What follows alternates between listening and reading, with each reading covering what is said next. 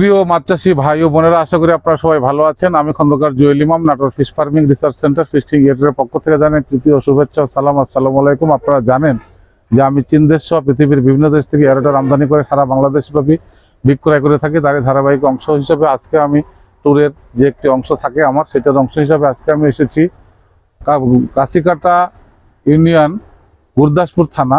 এটা হাঁসমারি এলাকার মধ্যে পড়ে, মাঝগ্রাম হাঁসমারি এলাকার মধ্যে পড়ে। এইখানে আমি যে পুকুরটিতে আপনাদেরকে আজকের আলোচনা করব সেটি হলো মিশ্র চাষের, যেটা কম্পোজিট সেমি কম্পোজিট চাষ করছেন একজন চাষি রুবেল আহমেদ ভাই। আমার অত্যন্ত স্নেহের, ওনার ৮-১০টা পুকুর প্রায়গুলাতেই আমাদের মেশিন উনি পর্যায়ক্রমে নিয়ে এসে লাগিয়েছিলেন। এটার মেশিনের মধ্যে দিয়ে উনি কম্পোজিট চাষ করছেন। তো ওনার কাছ থেকে আগে আমরা শুনবো যে কম্পোজিট সেমি কম্পোজিট চাষটা উনি কিভাবে করছেন। মিশ্র চাষের যেমন একক চাষ, মিশ্র চাষ, কম্পোজিট চাষ, এটা আমাদেরকে আগে মাছ চাষে বুঝতে হবে এবং এটা নিয়ে আমি আলোচনা করব। আমাদের স্নেহের রুবেল আহমেদ ভাই, আপনি আপনার নাম এবং এলাকার নাম দিয়ে আপনি শুরু করবেন। যে আপনার এই পুকুরটা মোটামুটি তো আমার কাছে মনে হচ্ছে 7 বিঘার কাছাকাছি। তো এই পুকুরটাতে আপনি একটি ওয়াটার কুলিং মেশিন লাগিয়েছেন এবং আগে আপনার কি মেশিন ছিল, আর আপনি এখানে কি ধরনের মাছ চাষ করতেছেন। তো আমি শুরু করছি রুবেল ভাইয়ের কাছ থেকে, যে আপনার নাম এবং আপনার এই পুকুরটার এরিয়া কত, কি ধরনের মাছ কিভাবে চাষ করছেন। আসসালামু আলাইকুম, আমার নাম রুবেল ইসলাম। আমার বাড়ির মসিন্দা মাছপাড়া কাছিকাটার পাশে, এটা হাঁসমারির মধ্যে আমার পুকুরটা রাখা। আমি এখন ধরেন এই পুকুরটা আমি চাষ করতেছি। পুকুরটা আছে হলে আপনার 8 বিঘা। 8 বিঘা 8 বিঘা পুকুর আছে, 240% একটু উপরে। হ্যাঁ, 8 বিঘা একটা পুকুর। এটা ধরেন আমি চাষ করতেছি এই জন্য, যেরকম ধরেন গলসা, টেংরা, ওইসব মাছ ধরেন ছাড়ি না হলে এই জন্য। যদি আপনার এখন ধরেন আমি গলসা, পবদা, টেংরা এইসব ছাড়ি, আপনার এই রুই এখন আমার মাসে, এই যে আমার এই চাষাই আবাদ করে আমাকে দিছে, উনি এই পুকুরে থাকে? হ্যাঁ, পুকুরে থাকে। প্রতি মাসে 400 গ্রাম পরিমাণ রুই বাড়াইছে। মানে একটা মাছ যদি 250 গ্রাম থাকে, তাহলে 1 মাস খাওয়ানোর পরে ওটা 400 গ্রাম বেড়ে 650 গ্রামে রূপান্তর হয়। হ্যাঁ, রূপান্তর দিছে। মাছটার আবার গোদ হওয়া লাগবে 700 থেকে 800-র মধ্যে, তার নিচে হলে হবে না। মানে মাছটা ছাড়ার সময় 600-র উপরে থাকতে হবে। হ্যাঁ, 700-800 এরকম সাইজের মাছ, রুইয়ের মাছের গ্রোথ থাকতে হবে। কাতলের ক্ষেত্রে থাকতে হবে হলে আপনার 1.5-2 একের উপরে। হ্যাঁ, আর আপনার ব্রিগেড বা সিলভারের ক্ষেত্রে ওখানে হাফ কেজি দিলে সমস্যা নাই। 400 বা হাফ কেজি থেকে সমস্যা নেই। আপনার যেখানে যে গ্লাস কাপ, এটা আপনি কি সাইজের ছাড়েন? এটা আমি ছাড়ি মনে করেন ধরলে 1 কেজি গ্লাস কাপ ছাড়ি না। হ্যাঁ, সে ধরেন পাতা টাতা হাবি দাবি অনেক কিছু খায়, ঘাস ঘুষ খায়। গ্লাস কাপ মাছটা ধরেন তো ছাড়ি না, ওই ঠিক মতন পারলে মাসে 1 কেজি পরিমাণ জাম করতে পারে। কেজি সাইজের মাছ কেজি ছাড়লে কেজি জাম করতে পারে, মানে মাসে তাহলে 4 মাসে 4 কেজি 4 কেজিও হয়। আবার ধরেন 1 মাসে ধরলে 1 কেজি জাম করে, পরের মাসে ধরেন ওই কি 1.5 গুণ বাড়ে, একটু বাড়লো কি একটু কমলো, এরকম হয়। আর আপনার যেগুলো মৃগেল থাকে, হ্যাঁ, মিরকা মাছটা পুকুরে তো আমরা জানি 3টা স্তর। হ্যাঁ, আমাদের উপর মাছ, নিচে আমরা মাঝের স্তরে গ্লাস কাপ এবং রুই থাকবে। উপরের স্তরে কাতলা থাকবে, সিলভার থাকবে, ব্রিগেড থাকবে। নিচের স্তরে মৃগেল থাকবে, ইন্ডিয়ান বাউস থাকবে, ইন্ডিয়ান রুই যেটা বা আমেরিকান রুই যেটা, কার্পু বা মিরর কাপ, এই ধরনের মাছ থাকবে। এই সবগুলোর কম্পোজিট চাষটাই তো আপনি করছেন, করতেছেন। এখন আপনি এই বিঘা প্রতি সব মিলায় কি পরিমাণ মাছ ছাড়তেছেন? এটা আমার এই জলকর হবে আপনার সর্বনিম্ন 6 বিঘা। এটা 6 বিঘা 6 বিঘা জলকরি আছে। এটা আমাদের ধরেন রুই আছে, আমার সিরাই আছে। হ্যাঁ, সিরাই আছে, আমি 3000 রুই ছেড়ছিলাম 6 বিঘাতে। সব 700 গ্রাম 600 গ্রাম। হ্যাঁ, 700 গ্রাম 600 গ্রাম, তাহলে 500, মানে প্রতি 33% আমাদের রুইয়ের পরিমাণ থাকতেছে এখানে 500 পিস করে। আচ্ছা, ঠিক আছে। আর আপনি এই রুইয়ের স্তরে গ্লাস কাপ ছাড়তেছেন কতগুলো? গ্লাস কাপ আছে এই পুকুরে 100 পিস।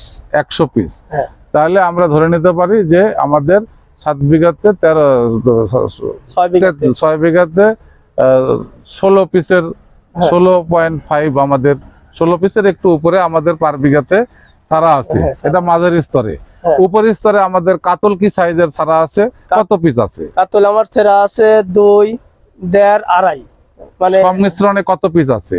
400 পিস আছে। 400 পিস আছে। তাহলে আমাদের মোটামুটি 6 বিঘাতে 80 পিসের 80 পিস 80 পিসের একটু উপরে আমাদের ছাড়া আছে। হ্যাঁ। আর আপনার সিলভার কাপ কতগুলো দেওয়া আছে? সিলভার কাপে আছে 400 পিস। 400 পিস 80 পিসের মধ্যে করে পার বিঘায়। বিঘেট কতগুলো আছে? বিকেট আপনার সেভাবে দিনে কাতলের হাড়টা বেশি রাখছি, মানে বিঘেট নাই এরকমই নাই মানে 210 10 20টা আছে। আচ্ছা, আপনার নিচের স্তরে কালীবাউস কত পিস আছে?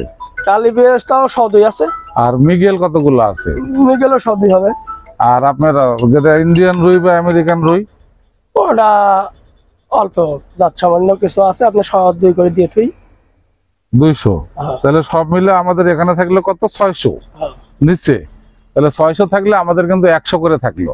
হ্যাঁ। 1000 পিস। 3000 piece silver 400।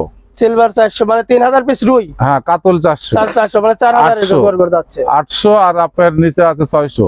হ্যাঁ। 1400 বিঘের গ্লাস কাপ 100, 1500, মোটামুটি 4500 4600 মতো মাছ হুম। আপনার এই 6 বিঘা পুকুরে ছাড়া আছে। হুম। এইটাকে আপনি কিভাবে বিক্রি করতে চান? এটা আমি বিক্রি করব আপনার এই তো প্রায় আমার ধরেন 90 দিন হয়ে গেছে। জি।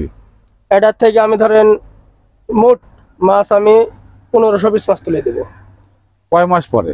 এটা হবে আপনার 120 দিন। 120 দিন, 4 মাস পরে সারার পর থেকে 120 দিন পরে আপনি 1580 মাছ তুলে দিলে থাকবে 3000 পিস। 3000 পিস। আবার 4 মাস পরে কতগুলো তুলবেন? ওর থেকে আবার উঠবে হলে আপনার 1000 পিস। 1000 পিস। হুম। প্রথমে যে 1500 পিস মাছ উঠাবেন এর গড় ওজন কত থাকবে? এটা গড় ওজন থাকবে 1.5 কেজি রুই থাকবে। 1.5 রুই থাকবে। 1.5 রুই থাকবে। 1.5 পৌনে 2 রুই থাকবে। তো 15 রুই থাকবে। এভারেজে আমরা ধরে নিতে পারি যে আমরা 1500 পিস মাছ তুলবো, তাতে আমরা এভারেজে 2 কেজি ধরতে পারি তো অন্য অন্য মাছের হ্যাঁ, গ্রোথ সব দিয়ে। মোট মিলে কাতল মাছ তাহলে আছে আমরা মিলে 1500 মাছ দিলে 3000 পিস মাছ আমরা 4 মাস পরে হ্যাঁ। উঠাই দিলাম। হ্যাঁ। অর্থাৎ আমরা দেখা গেল যে আপনার 1500 পিস মাছে আমরা 3500 4000 কেজির মতো, প্রায় একটু কম আমরা মাছ উঠাই দিলাম। হুম। দেওয়ার পরে আমাদের যে 3000 পিস মাছ থাকবে আমরা 4 মাস পরে আবার 1000 যখন তুলবো হুম। সেটার ওজন কত থাকবে? সেটার ওজন আপনার রুই থাকবে 2.5 পৌনে 3 এবারে যদি আমরা সব মিলায় 4 ধরতে পারি ধরতে পারে। তাহলে 4000 কেজি। হুম। আমরা 8000 কেজি মাছ উঠাই দিলাম। হুম। উঠাই দেওয়ার পরে আমাদের মাছ থাকলো 2000 2000 পিস। পিস। এই 2000 পিস মাছ যখন আমরা আবার 4 মাস মানে বছরের শেষ বছরের 12 মাসে শেষে। তুলে দেবো, হুম। সেই মাছগুলোর এভারেজ ওয়েট কত থাকবে? ওই প্রায় আপনার এভারেজ 6 ধরতে পারবেন। এভারেজ 6। হুম। তাহলে আমাদের 2000 পিস মাছ যদি 6 হয় তাহলে আমাদের 12000 কেজি, 12000 কেজি। মানে 1000 পিস মাছে 6000 কেজি, হুম। 6 কেজি করে হলে হুম। তাহলে 2000 পিস মাছ আমাদের থাকতেছে হুম। 12000 কেজি, অর্থাৎ 12 টন মাছ। 12 টন। তাহলে আমরা 12 আর 8 আগে আমরা 8 টন 8 বেচলাম, বেচছি। তাহলে 20 টন মাছ আমরা 6 বিঘা পুকুর থেকে এক বছরে বছরে তুলতে আমরা বিক্রি করব। এই পুকুরে খরচ কত আসতে পারে এভারেজে? খরচ মেলা আসবে। খরচ তাও তো ধরেন মোটামুটি আমার দিন এখন ধরেন খাচ্ছে হইলে 250 কেজি 250 টাকা কেজি প্রতিদিন খাচ্ছে। খাচ্ছে। 250 কেজি ফিটের দাম কত? 250 কেজি ফিটের দাম আসতেছে হইলে আপনার 10,710 টাকার প্রতিদিন খাদ্য। তাহলে আপনার না এটা এভারেজে আমাদের প্রতিদিন যদি 10,000 টাকার খাবার লাগে তাহলে আমাদের 3,12 লাখ টাকার খাবার লাগতেছে 4 মাসে। হ্যাঁ। তাহলে আমাদের 4 মাসে 12 লাখ টাকার যদি খাবার লাগে তাহলে আমাদের 36 লাখ টাকার মতো খাবার লাগবে। হুম। অত পরে অত লাগবে না। পরে অত লাগবে না। না, মাছ আপনার যে কমে যাবে আচ্ছা, তখন মাছ আপনার 4টা 5টা খালি যথেষ্ট। তখন আস্তে এভারেজে আমরা ধরে নিতে পারি যে আমাদের 20-25 লাখ টাকার মধ্যে কমপ্লিট হবে খাবার। হ্যাঁ, তাহলে আর পোনার দাম কত লাগতে পারে? ওনার দাম আমার লাগছে হলে 6 লক্ষ টাকা। পোনা 6 লক্ষ টাকা। পুকুরের লিজ কত? পুকুরের লিজ হলে 4,40,000 টাকা। ধরেন 5 লাখ টাকা। আমার একটা লেবার বেতন আছে, হ্যাঁ। এগুলো দিয়ে আমাদের কলা চাষ আছে বিভিন্ন ভাবে। এখান থেকে আপনার যে চাষটা হচ্ছে সেখান থেকে আপনি মোটামুটি আপনার যে চোখের স্বপ্ন আছে মাছ চাষ করে আপনি টিকে থাকতে চান, আপনারা সাধারণ মানুষ ছিলেন, আপনি একটা অবশ্যই। ভিডিওতে বলেছেন যে আমি একটা সাধারণ পরিবারের ছেলে, আমি আমার এই ব্যবসা থেকে আমি আপনার কয়টা পুকুর ছিল প্রথমে? একটা। সেখান থেকে আপনি এখন 8-10টা পুকুর করছেন এই মাছ চাষ করতে করতে। তাহলে আমরা ধরে নিতে পারি যে আপনার খেয়ে পরে সংসার সুন্দরভাবে চলার পরেও আপনি একটা ভালো পজিশনে আল্লাহর রহমতে আছেন এবং আপনি একটা তরুণ উদ্যোক্তা যে গড়ে উঠেছেন, সেটার যে রূপরেখা বা আপনি আগামী মাছ চাষে আরো এই দেশে কেমিক্যাল মুক্ত রাসায়নিক মুক্ত, আপনার পুকুরে তো মেডিসিন কেমিক্যাল আর আমাদের যে মেশিন গুলো লাগানো আছে এগুলো চালানোর পরে তার প্রয়োজন হয় না। আচ্ছা, এই মেশিন লাগানোর আগে কি প্রবলেম হতো? মেশিন লাগানোর আগে আপনার ধরেন ওই এমন কোনো মাছ নাই 2-1 বার করে পুকুরে গ্যাস হয়নি। তাতে কি সমস্যা হতো? গ্যাস হলে কি হতো? গ্যাস হলে আপনি ধরেন মাছ মরবে। কি পরিমাণ মারা যেত? ধরেন এই পুকুরে ধরেন আমার মাছ আছে ধরেন 3000 পিস, ওই মরতে মরতে ধরেন 700-800 পিস মারা চলে যায়, মারাই যায় দিনে মারাই দিনে। যায়। সহ্য করতে করতে বুকের মধ্যে একটা হ্যাঁ। কষ্ট, আর সবসময় টেনশন থাকে, Tension। মাছ ভাসলো কি হলো, বেঁচে কি কিনে হলো? টাকা দিব, কোথায় দিব, বাকি এটাই বড় বিভিন্ন tension। একটা টেনশন থাকে।